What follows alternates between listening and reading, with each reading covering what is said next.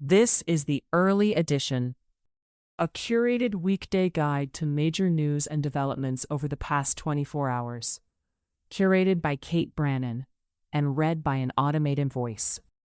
Published June 24, 2026, on Just Security, an essential resource for those shaping a just and secure world. Here's today's news. Iran war negotiations.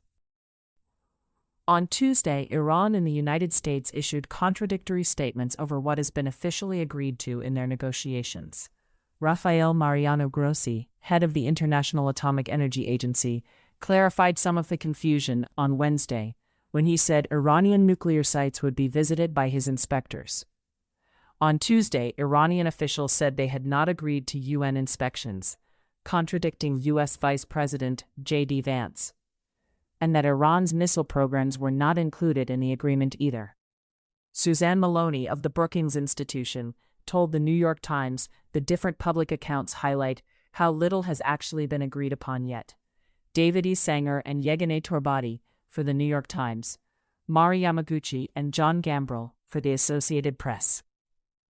Iran and Oman said in a joint statement Tuesday that they are working on an agreement for the future administration of the Strait of Hormuz, including the cost of managing transit. Omar Tamo and Julian Lee report for Bloomberg. Iran war, Lebanon.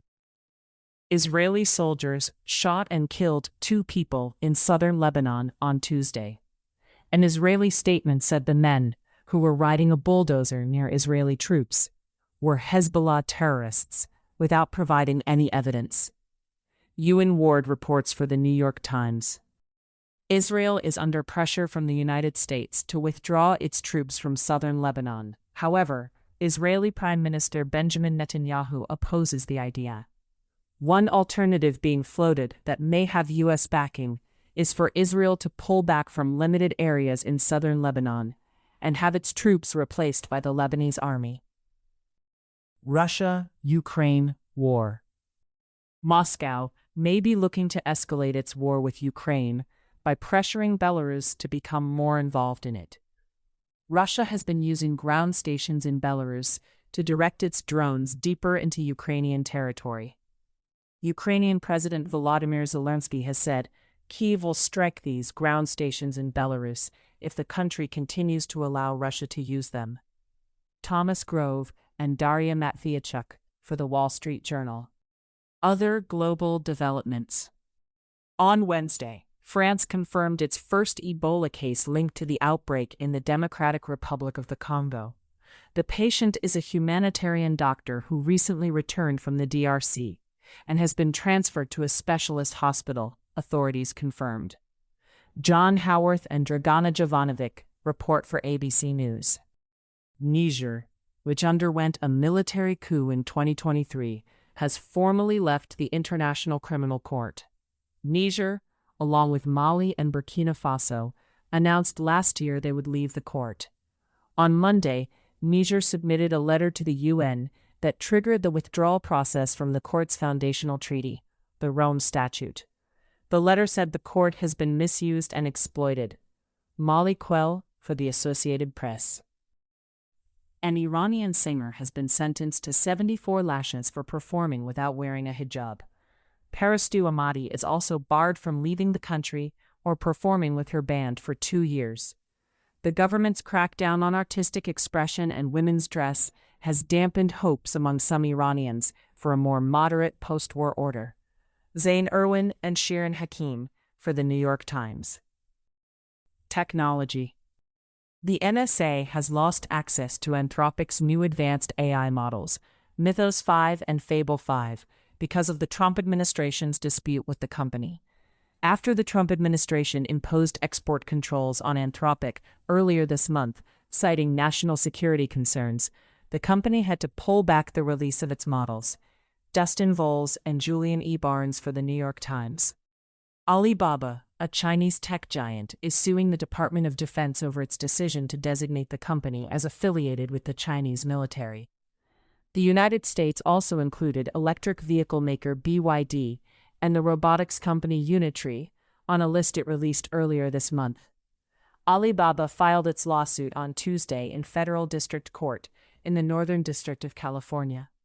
The company said it had no ties to the Chinese military and argued that the Pentagon had acted unlawfully in labeling it as such. Megan Tobin reports for the New York Times. The U.S. government is pressing Meta to submit its AI models for voluntary review. The Trump administration is trying to do more aggressive oversight of AI development after long promoting a hands-off approach. Trip Nickel, Yui Tan, and Shira Frankel report for the New York Times. The U.S. Supreme Court.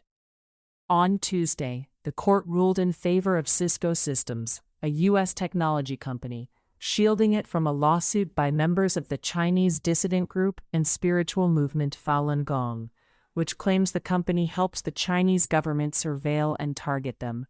The court's ruling reversed a lower court's decision that permitted the 2011 lawsuit, which was brought under the Alien Tort Statute of 1789. Abby Van Sickle for the New York Times. U.S. Foreign Affairs. Trump's son-in-law, Jared Kushner, is one of the president's top negotiators in the Middle East, but he is also raising money from foreign governments for his private equity firm at the same time. Saudi Arabia's public investment fund, led by Crown Prince Mohammed bin Salman, is already the largest investor in Kushner's company, Affinity Partners, and it is once again in talks with the company to invest billions more. Sovereign wealth funds in the United Arab Emirates and Qatar are also expected to be asked for even more money by Kushner's company. Rob Copeland and Maureen Farrell report for the New York Times. Top Senate Democrats are calling for hearings into a secret foreign $500 million investment into the Trump family's cryptocurrency venture on the eve of Trump's second inauguration. The deal sold 49% of World Liberty Financial, a crypto venture co-founded by members of the Trump family, and U.S. Special Envoy to the Middle East, Steve Witkoff, to a group led by Sheikh Tahnoon bin Zayed Al Nahyan, brother to the United Arab Emirates president and head of the country's spy agencies, according to documents reviewed by the Journal. U.S. immigration developments. Anti-ICE protesters in Texas received extremely harsh sentences on Tuesday, with one person facing 100 years in prison. The protesters, who have been convicted of terrorism charges, had participated in a protest at an immigrant detention facility in Alvarado, Texas last year. A few of the protesters engaged in vandalism, slashing the tires of a government van and breaking a security camera. They had planned to set off fireworks outside the facility. Benjamin Song, who fired a gun at a police officer after he drew his weapon, could spend anywhere from 20 years to life in prison. On Tuesday, a federal judge in California blocked the Trump administration from arresting non-citizens at immigration courthouses. U.S. District Judge P. Casey Pitts also limited how long non-citizens can be held at short-term facilities that are not properly equipped to house people. Michael Loria for USA Today. White South Africans entering the United States as refugees will receive a welcome bag that includes an Android tablet, an American flag, and copies of the Constitution and Declaration of Independence. The Trump administration has celebrated their arrival while barring refugees facing war and persecution from everywhere else in the world. Hamid Ali Aziz and Zolan Kano-Yums for the New York Times. U.S. domestic developments. The Senate voted on Tuesday to stop the U.S. military campaign against Iran, with 4 Republicans breaking ranks to help get the War Powers Resolution passed. The legislation would block further military action unless Congress gave permission for it. The vote was a symbolic one, but it still makes a statement against the president and his decision to go to war. Trump administration actions. The Department of Homeland Security is allowing the Iranian national soccer team to travel to its Friday game in Seattle 2 days before the match. Previously, DHS had more restrictive guidelines for the team, which is being required by the United States to lodge outside the country. Monica Alba and Rebecca Cohen report for NBC News. The Pentagon, under Defense Secretary Pete Hegseth's leadership, is forcing out one of the military's most admired general officers, General Chris C.D. Donahue, a legendary Delta Force leader who was considered a top candidate for Army Chief of Staff or even Chairman of the Joint Chiefs of Staff. He is currently the head of Army forces in Africa and Europe, a post Hegseth is expected to downgrade to a 3-star position.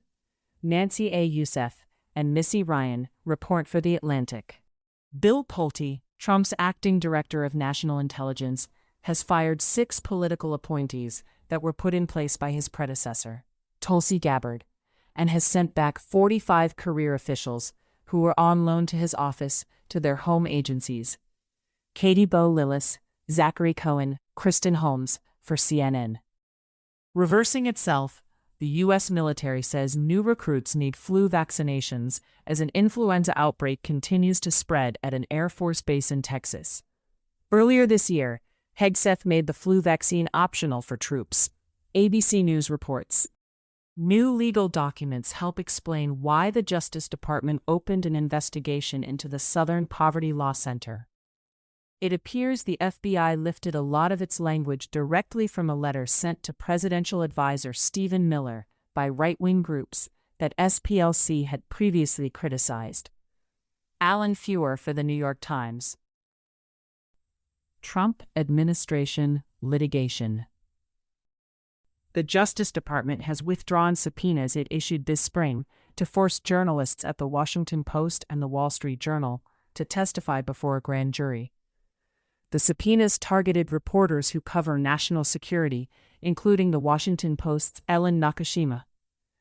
Trying to force journalists to testify under oath before a grand jury marks a new escalation in the administration's attempts to control the media. Both newspapers were challenging the subpoenas in the Eastern District of Virginia in sealed proceedings when the Justice Department rescinded them earlier this month. In case you missed it, yesterday on Just Security. In Blanche v. Lau, the Supreme Court rewards the Solicitor General's bait and switch at green card holders' expense, by Nancy Morawetz. Why Interpol's member nations should reject its new Privileges and Immunities Agreement, by Ted R. Bromond, Charlie Magri, and Sandra Grossman. As UN Secretary General candidates make pitch to be mediator-in-chief, will peace-building end up on the cutting room floor? By Jordan Street and Maria Kisumbi. Thank you for listening to Just Security's early edition today, June 24, 2026. If you enjoy listening, Just Security's analytic articles are also available in audio form on the justsecurity.org website. To stay up to date on Just Security's analysis of law, policy, and current events, go to justsecurity.org. Subscribe to Just Security on Substack, and follow us on LinkedIn, Blue Sky, Facebook, Instagram, and Threads.